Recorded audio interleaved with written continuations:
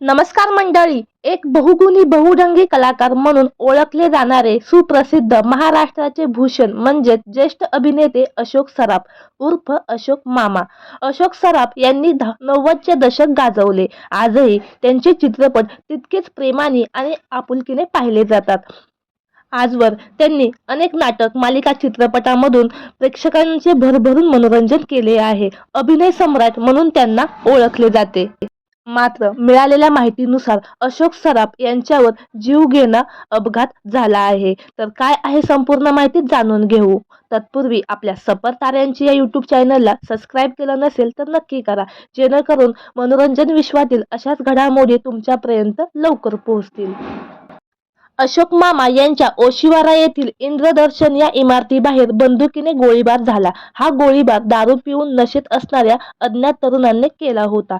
समोर आलेल्या माहितीनुसार एअरगनने फायरिंग करताना बंदुकीतून एक गोळी समोरच्या इमारतीमधील एका काचेवर लागून काच फुटली.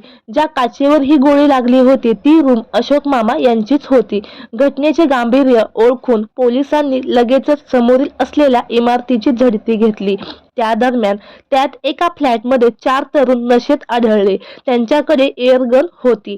फ्लॅटमध्ये एका रिकामी बाटली ठेवून ती एअरगनने टिपण्याचा त्यांचा खेळ चालू होता. एका तरुणाने झाडलेली गोळी फ्लॅटबाहेर जाऊन थेट समोरच्या इमारतीमधील खिडकीवर आदळली. दिल्लीहून मध्यरात्री परतल्यामुळे अशोक मामा गाढ झोपेत होते.